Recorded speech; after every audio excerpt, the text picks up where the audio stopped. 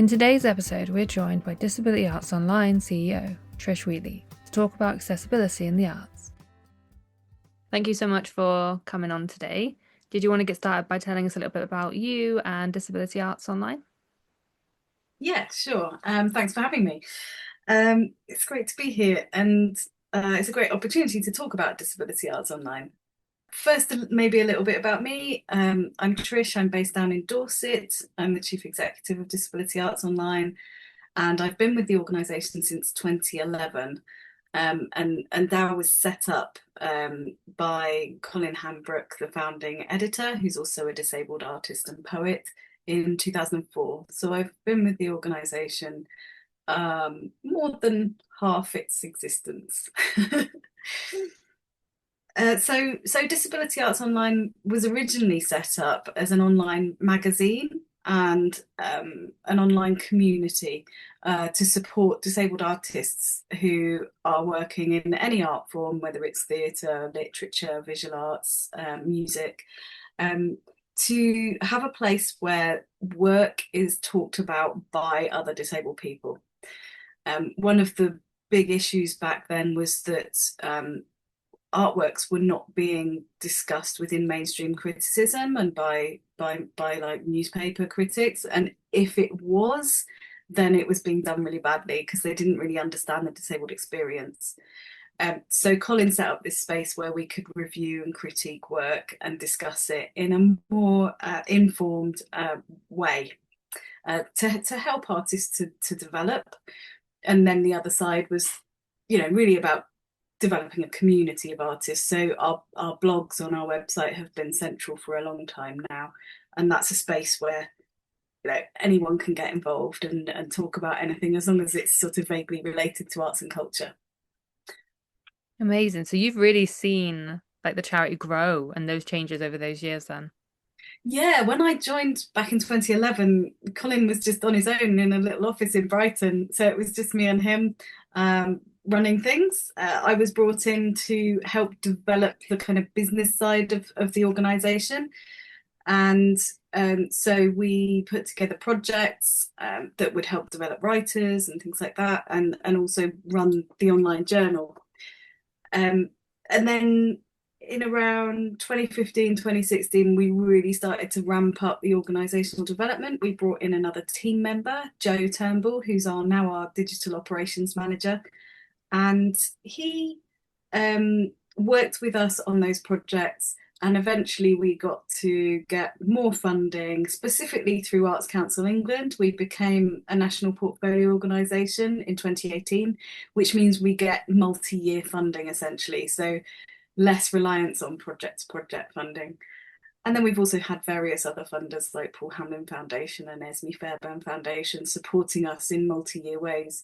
And what that does, I mean, for the people that we support, is it provides stability so we can do like year-round programs and things that aren't just stop-start, which is really wonderful, and it's really enabled us to grow and grow. And so now we have a team of 9 working across 4 main areas of work. So we have our creative program, which includes the magazine.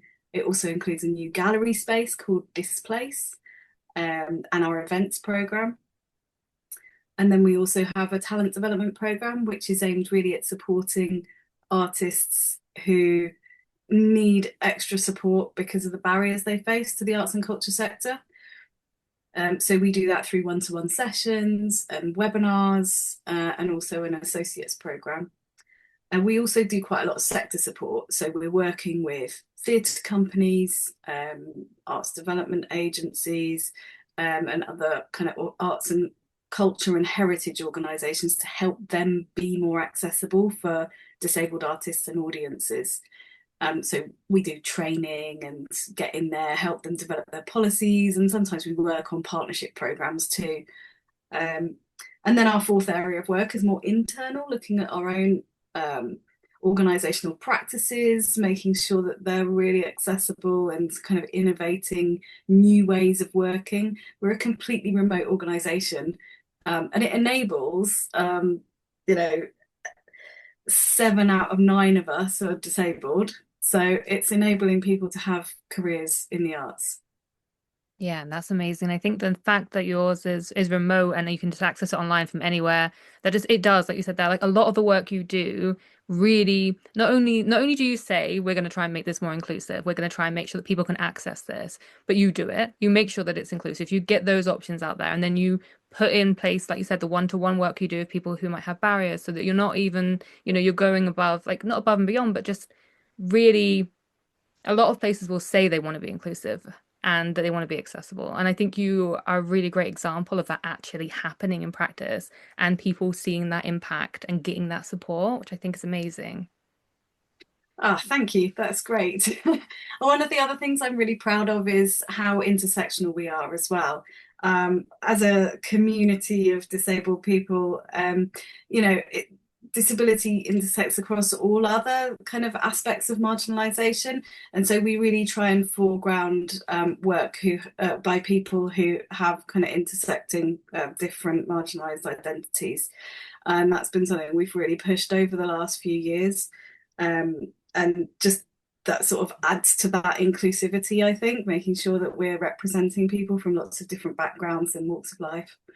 Yeah, making sure that you're representing everyone. Yeah, absolutely. So with your remote events, so you've got a program that runs throughout the year. Do you have anything that happens quite regularly, or do they tend to be like ran in sets? Oh, that's a really good question. And we kind of experiment with this a bit, so I'm not quite sure how to answer it. But so what we do online, so the magazine is we're publishing stuff every week, and we put out a newsletter every week. With the events-based stuff, it's a little bit more irregular, I would say. We aim to deliver 4 main events each year, and that's usually something like a discussion session around a particular kind of hot topic within the arts at the moment. Or it might be more showcasing some work and then having artists discussing that. And so we do 4 of those a year, and then interspersed between those, we also do webinars on some of the kind of most needed topics. A lot of the most recent work we've done is around access to work and the way that changes have come into access to work kind of without many announcements, and how people are dealing with that. So yeah, giving really clear information on how to apply to access to work and how to keep your grant. Um, so yeah, usually those are kind of artist focus or creative worker focus to help people with their careers in the arts, whereas the events are more kind of interest to industry, but can also be of interest to audiences too. Yeah, and you mentioned access to work there, and that is something that I think is quite interesting the way you sort of said that this haven't really been announced, the changes. And I'm sort of aware that changes have happened because I've heard people speaking about them, but I'm not fully aware of what they are. And I think it's actually great to see somewhere actually coming out and saying this is actually what's going on and clearly in an accessible way communicating that so that people do know. Because I wonder like why that's been done that way. Why have there not been announcements? Why does there seem like there hasn't been much consultation on that? Yeah, it's an interesting one, isn't it? When the narrative is all about getting disabled people into work. We're in a really unique position at Disability Arts Online. We run a program called Decode, which is in partnership with Kathy Waller Company, and Decode was set up literally to decode the access to work system and help explain it to people, because we discovered that so many individual artists, because they're freelancers, they don't get help from organisations to apply. And so we wrote a guide about access to work, which is available on our website. And then we started doing webinars, and training and one-to-one sessions specifically about applying to access to work and helping people through that process. So that unique position is because we've helped hundreds of people through the process. So we've been able to see the trends in what's happening in each case. And what we found, we published a research report right at the beginning of the Access to Work campaign back in May. And what that report found was that across the board, people applying to renew their grant were getting their grant slashed by significant amounts. both the hourly rate for support workers and the number of hours that was being offered was being completely cut. And it's taken us a long time to get clarity from Access to Work about why that was. Um, Essentially, Access to Work has a fixed budget for the year. And because of the increase in the numbers of people applying, they are going over that budget. And so they're basically being more stringent about applying the policy that already exists. Uh, but as we have seen, the application of that policy is very inconsistent. So people are getting a really, really different experience of the service in terms of those renewals and new applications also being affected by different decision making to what's happened before. So there hasn't been a change in policy. It's just how it's applied. So for the future, there are going to be changes coming down the line to Access to Work. They haven't yet been decided or agreed, but we are talking to the Department for Work and Pensions about the needs specifically of self-employed people, because they tend not to get so represented in these conversations and policy development. And I suppose, and I don't know what the figures off the top of my head, but there is like a maximum amount that each individual who applies for access work is entitled to. So I guess that hasn't necessarily changed, but because across the board they're trying to reduce costs, even if you are still individually entitled to that amount, you might still not actually be getting that level of support. Yeah, that's right. And every assessment is based on the minimum need that the customer has.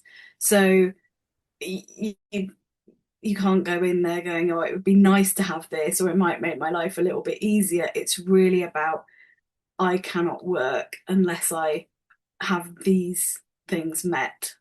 Yeah, Yeah, so very much is the bare minimum people need in order to be able to access their work.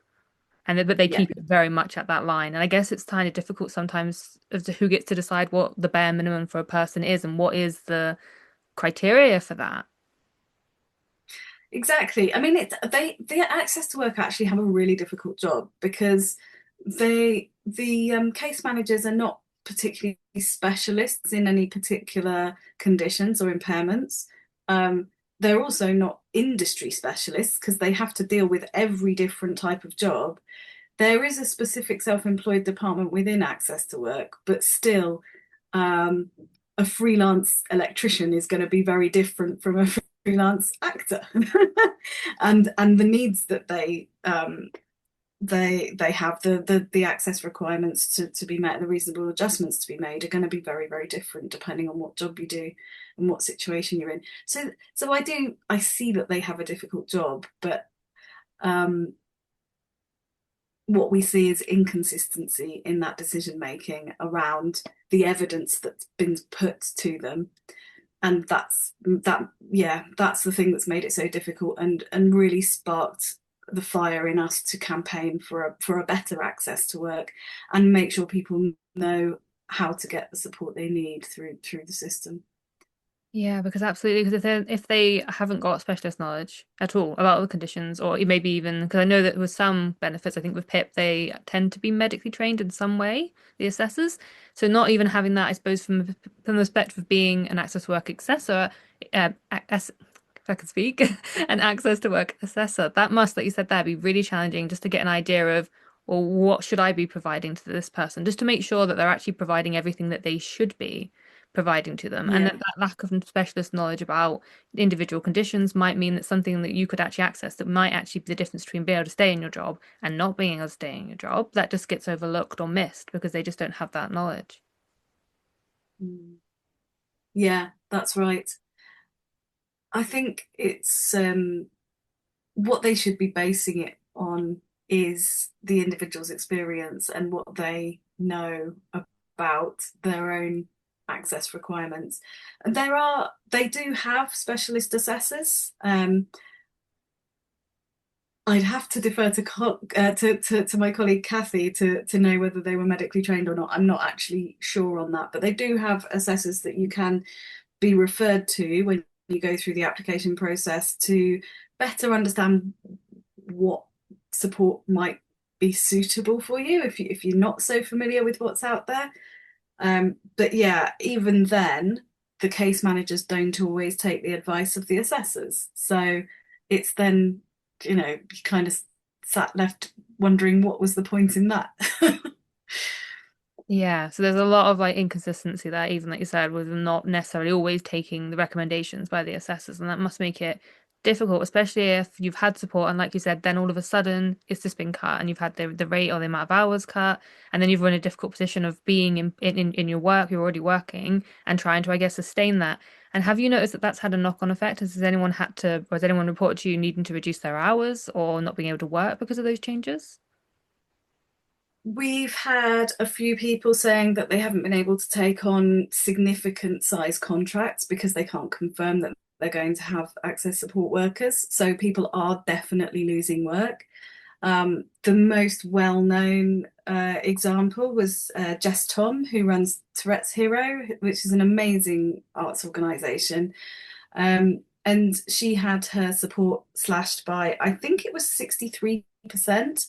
And um, so she was um, she was amazing in that she went public with it. She wrote to her MP, she put in a reconsideration, but she also went to the press and um, put pressure on Access to Work to reconsider their decision because and she stopped work because of it. So she announced that she was no longer going to be the artistic director of Tourette's Hero because she literally couldn't. The support wasn't there for her to be able to do her job. Um, and I think, with that public pressure, Access to Work changed their mind and she got it reinstated, which is amazing. Think it's brilliant that she felt able to go out there and say, this is what's happened, this is what's happened. And then that it then was reversed as a result. And there'll be a lot of people who aren't in a position where they can come out publicly or haven't got that kind of, I guess, profile to be able to do that, that are in a similar position. But it might just make someone think, oh, actually, I can ask for a reconsideration. They might not even know that that's available and that's an option. So any like discussions about it, I think are really important. But I think it's just such a shame when we seem to be having a lot of discussions about supporting disabled people into work, or maybe not supporting disabled people into work, but maybe discussions about disabled people needing to be in work, but there's actually a lack of support. Because my experience is that disabled people want to work, but they can't always access it. And if we can deal with the barriers of access, then more and more people can go into work. And a lot of disabled people do work already as well, and will have been benefiting and from the access to work, although the changes now might actually threaten the people who are already in there. If they're going to lose a lot of support potentially, that might mean that a lot of people who have been employed, that might not be as viable an option for them. Yeah, absolutely. Totally agree with you. And, access to work is actually only one part of that whole kind of environment of making the workplace accessible. So we've been doing some other work recently to help employers to create more accessible workplaces as well. So we recently published a resource on that to kind of share some of our learning as an employer and share some best practice that we've learned across the sector around actually right from the recruitment stage, how can you make sure that you are an accessible and inclusive employer and you're meeting your not only meeting your obligations, but actually making the workplace a really great place for disabled people to work. Yeah. Yeah, making sure that it is accessible. I think that work is really important as well. And there's a lot of change, I think, societally and just more widely that needs to happen and we'll just be able to facilitate that support. I think even within like healthcare, just making sure that if you have a chronic condition that you can get a medical appointment, because if you're waiting weeks to be able to get a medical appointment for treatment that might actually improve your quality of life and actually then for enable you to work, that's not going to help things either, being in that dynamic. So yeah, I do agree. I think there's a lot of stuff that needs to be done across the board there. Yeah, absolutely. 100%. I think one of the things that arts and culture does actually, and more generally, is help people to stay well and help people to be connected and reduce the burden on the health services. So, um, this is one of the arguments, isn't it? So, um, yeah, I think one of the things about disability arts online that I love is when people come to us and they say, "Oh, I'd never heard of you before, and I found your website just by chance, and I just didn't know this whole world of disability arts existed."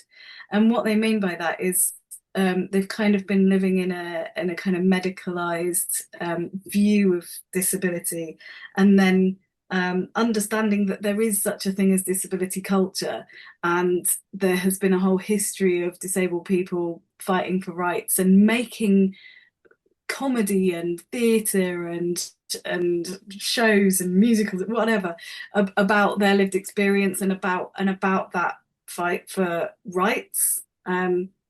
It's just such a wonderful thing when people come to us and say, "You've opened our eyes to this whole thing." And I'm sure that kind of finding your tribe and finding your community really does help with health and well-being. It really does. Yeah, it helps with isolation enormously because you're around people who understand what it's like, and you don't have to then feel like you're showing up in spaces with people who don't get it. That you can turn up and you can share your art and you can talk about things while knowing that people, to a certain level, understand and definitely empathize with the challenges you might face and being able to access things. So I think it is a really important thing to have as many communities as possible, particularly ones like yours where you can access it online. So even if you're not well enough to go somewhere in person, you can still access it and that you're still part of it and you're still an equal part of it, even if you can't physically get to a location. Because a lot of things within the arts that I've seen have been, which it does make sense, but they're often in galleries and community centres, but not all, people can't always get out to go to those. Yeah, definitely. And that's one of our promises we made quite a long time ago, is that because we do in-person events occasionally, but I don't know, about 5 or 6 years ago, we made the promise that if we ever do an in-person event which is sort of ticketed and open to the public, then we will always offer a hybrid online option. Because we know, yeah, there are lots of people in our community who are not able to get to those venues, and or wouldn't be safe for people to attend in person. So yeah, we do. I just totally empathize with that. And there's lots of sort of other things that we do along those lines to kind of support people where they're at, where they live. So yeah, the launch of This Place, our online gallery, has been a big step towards that, because um, previously our website was very much about talking about art. We showcased it in a kind of small way, but now having a purpose-built digital gallery is a really important step, because you, the audience, wherever you are experiencing it in exactly the same way, because there isn't an in-person option. Um, and it's kind of digital first, really kind of commissioning new works and programming really sort of cutting edge, uh, interesting work that's just at the forefront of debate around disability, neurodivergence, and yeah, the issues that disabled people face. Yeah, and I think that's one thing that art does. It does many things very well, but one thing I particularly like is the way that it enables people to communicate in so many different ways about these topics, like showcasing sort of issues throughout history about disability and the people who have fought for our rights throughout history and people who have messages, who have things they want to say. And that's not always something that people feel like they can convey with words, but they can convey it with art, with a painting, with dance, with there's so many different ways you can convey meaning and messages that don't even need words. And that's something that I always find incredibly powerful about art as a method of communication. Yeah, definitely. And I think, I mean, certainly kind of in relation to neurodivergence, art is such a good method of expression. And so if you are predominantly a visual thinker, then you go into visual arts, or if you're a predominantly kind of sound driven, then maybe it's music or sound art or film or something that is the best way for you to communicate. I think there's a lot of expectation on people, mainly through education, to use, you know, written English or spoken English, and that's your sort of main way of communicating. But just look at all the amazing work that's done with kind of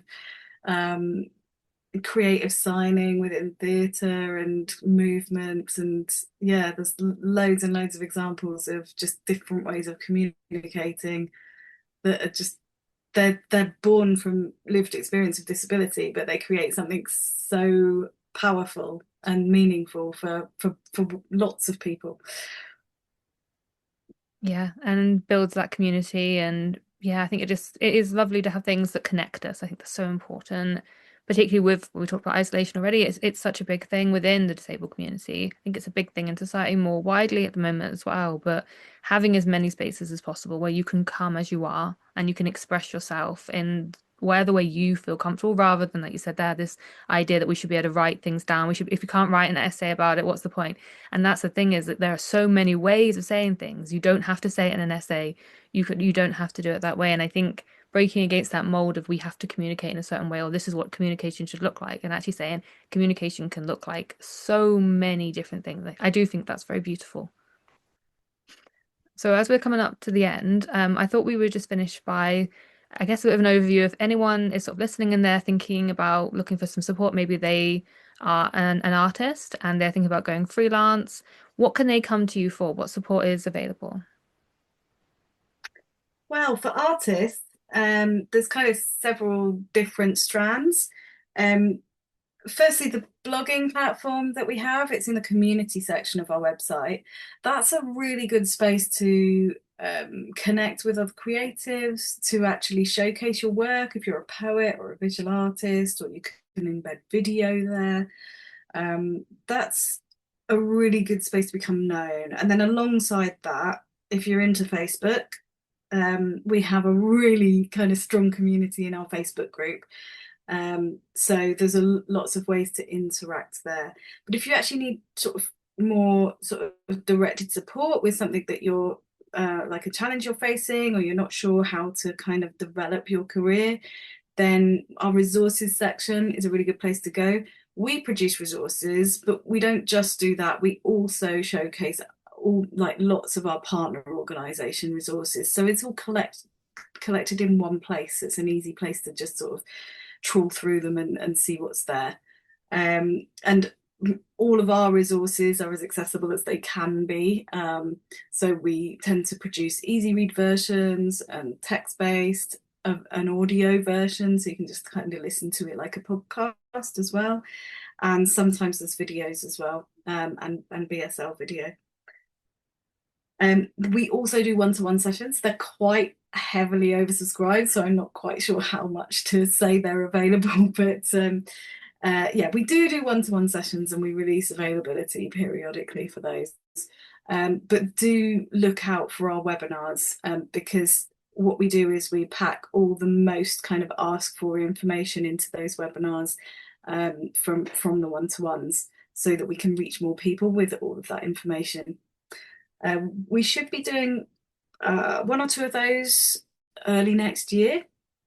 So look out for those. And the best way to find out about all of our stuff is to sign up to the newsletter and our social media. Wonderful, thank you. And I'll pop links to that in the description as well, so people can just click on over. But yeah, thank you so much for coming on, for sharing that. It's been brilliant. Oh, thank you so much. To learn more about Disability Arts Online, check out the link to the description. To receive all of our latest updates, sign up for the podcast or our newsletter. And as always, thanks for listening.